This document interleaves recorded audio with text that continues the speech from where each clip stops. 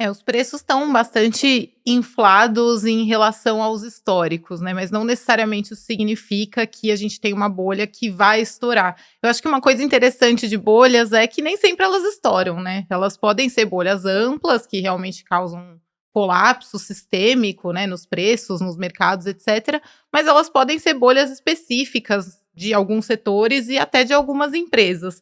Eu acho que o maior problema nesse momento não é nem a possível bolha da tecnologia, da inteligência artificial, é o fato de o mercado estar muito concentrado nessas empresas. Então, a concentração de 30% do S&P 500 só nas Mag 7, por exemplo. Isso causa um pouco mais de medo de, eventualmente, essa tese se provar um pouco exagerada. Mas eu acho que existem alguns exageros nos preços, sim, quando a gente olha PI dessas empresas, eles estão mais altos do que a média dos últimos 5, dos últimos 10 anos, ao mesmo tempo em que são empresas muito sólidas, né, são companhias que estão entregando resultados, que têm um fluxo de caixa bastante estável, bastante saudável. Então, mesmo que tenha algum inchaço dos preços, eu não vejo um potencial de estouro como aconteceu em 2008, por exemplo. Eu vejo alguns valuations mais esticados do que outros, companhias que nem geram lucro ainda, né, que tem ali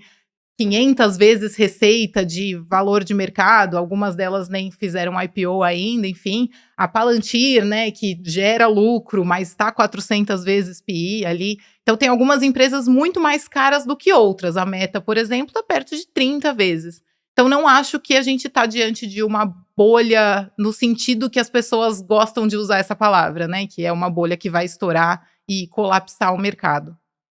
Não, eu concordo com a Paula, eu acho que é importante quando a gente fala de bolha, essa desconexão, acho que principal do preço da ação com os fundamentos das companhias. Então, quando a gente olha lá atrás, na bolha da .com, que eu acho que é o grande, o pessoal utiliza como o grande paralelo, né?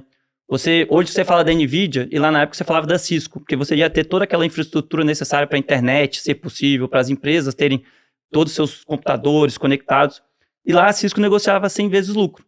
Hoje a NVIDIA, que é como se fosse, você fala de A, você fala de NVIDIA, porque ela fornece os principais chips, ela negocia algo como 30 vezes, e aí a perspectiva para o crescimento para o próximo ano é que ela vá para alguma coisa de 25. Então, assim, de fato, você tem um crescimento, um aumento no valuation nominal. Então, como a Paula falou, se você for pegar a média de 5 a 10 anos, o patamar hoje realmente está um pouco esticado.